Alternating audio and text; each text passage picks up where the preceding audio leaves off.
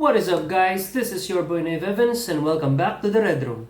And in today's video, we're gonna do a comparison on the M4 platform. Representing is the ENC 809. A quick look around. There you go. And the G36C platform, which is represented by the JG G36C in tan. And as always, this video is dedicated to those people who are thinking of getting into the sport and are looking for their very first airsoft gun. So, let's get to it. First order of business is aesthetics. As you know from an earlier video, I think that the G36C is the most beautiful design with its shape and curves to its overall futuristic design. But I took some insights from exactly two people, and they have never played a game of airsoft, never owned airsoft guns, so I got their opinions. And they share different insights in the looks department. Person A simply said that the M4 is more pleasing to the eye. However, Person B had more to say. Person B said that he liked the G36C more, as it looks like it comes straight from a futuristic video game. Like it is a gun of fantasies. A gun that shoots laser beams and streams of electricity. While the M4 looks menacing. After asking Person B to elaborate, it has come to my understanding that the M4 is what you should use to show people that you mean business, like lay waste upon your enemies. Next is the magazine capacity. It is no surprise that the G36C magazine holds more rounds than the M4.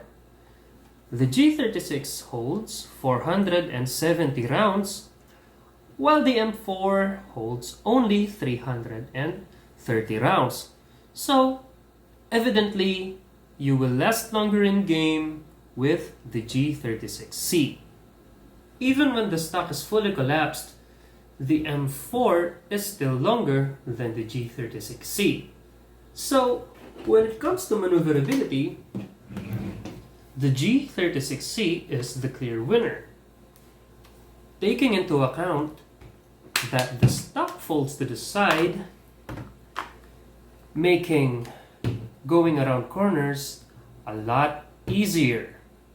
If you want to custom fit the length of your gun to get a comfortable grip or cheek rest, you can very much do so with an M4, which gives you 6 positions in total. 1, 2, 3, 4, 5, and 6. With the G36C, you only get 2. Folded or unfolded. Next, iron sights. With the M4, you get flip up front and rear sights. With the G36C, you get fixed front and rear sights.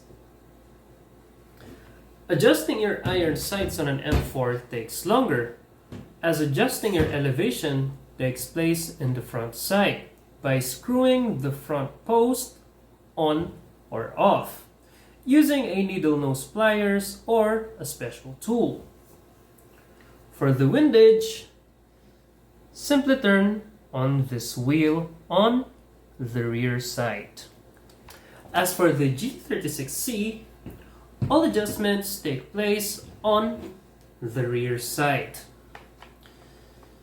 To adjust elevation, screw on or off the top Allen screw For the windage, the Allen screw on the side, right over here inside this notch.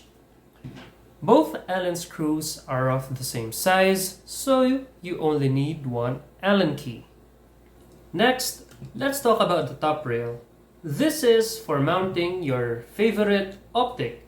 In my case, a holographic style red/green dot sight. This is important because if you're like me and you're using a full face mask with a bulging lower face part, aiming down the sight can get really hard. As in, you can't really look into them without tilting your gun or looking like a total noob, really tilting your head into your gun. This is also the same with the G36C.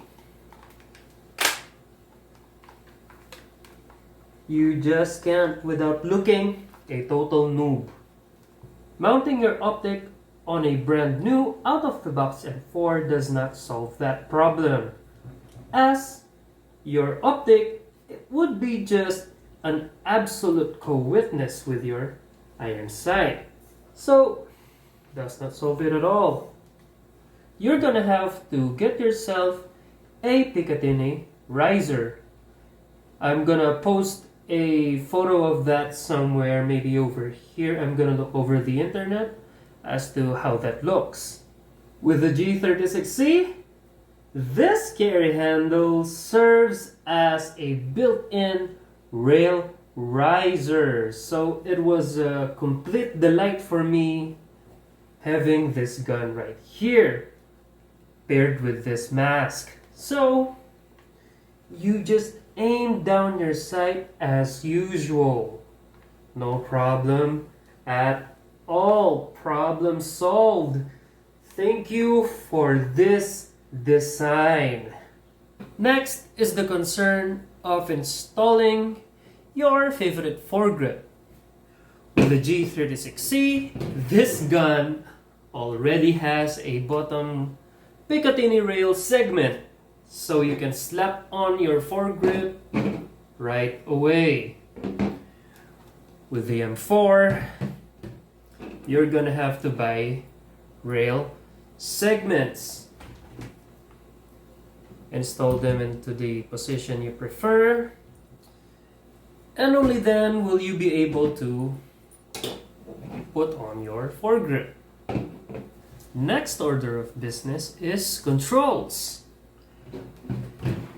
If you are a left-handed shooter, the G36C will be a delight for you, as the selector switch can be found on both sides. The mag release also ambidextrous, as you can see here. Charging handle to reveal your hop up, also ambidextrous. With the M4, of course, you're only gonna have your selector switch on the left side. For the magazine release, only on the right side. Now, although you can access the charging handle, you can pull the charging handle from both sides, the lock is only located on the left side.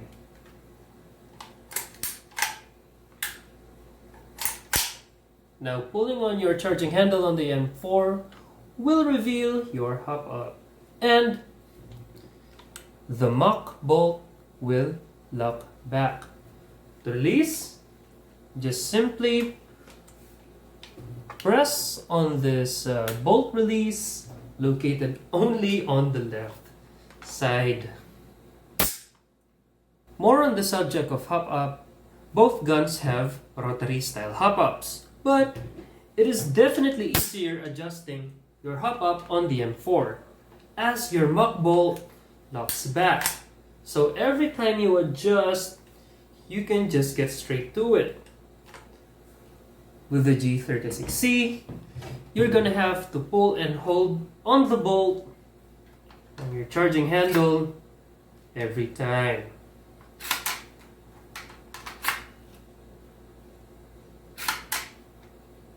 Last but not the least, let us talk accuracy and muzzle velocity. By rule of thumb, having a longer inner barrel will always be more accurate than a shorter one. If so, the M4 has 12 inches. The G36C, however, only has 9 inches. So, having 3 inches more, accuracy-wise, you will have the advantage with the M4. Muzzle velocity, the JG G36C will come to you at around 349.7 FPS. The ENC 809 M4 platform will come to you at around 434.7 FPS. If you're thinking you have a dilemma, you want to get the M4 because it has a longer barrel and a higher muzzle velocity. Of course, you're gonna think it's gonna give you more range, which, of course, in most cases, it's true. However, your CQB field is only restricted to 350 FPS maximum. A friendly reminder for you, having a short inner barrel paired with a properly tuned, properly adjusted hop-up will still outrange a long inner barrel with a garbage of a hop-up. With that last remark, keep in mind, I am not steering you away from getting yourself an M4. Just because I love the G36C platform with all my heart, okay? All I'm saying is, Airsoft is all about personal preference. If you want an MP5, go ahead. AK-47, no problem. Bullpup, P90, Tavor, AUG, make yourself happy. Go ahead. This video serves only as a guide to an informed purchase. Okay? Don't get mad at me. With all that being said, coming to you from the Red Room, this has been Nancy, Sandy, and of course yours truly, your boy Nave Evans, reminding you that Airsoft is fun, but it is not worth losing an eye for. So keep your mask down and operate.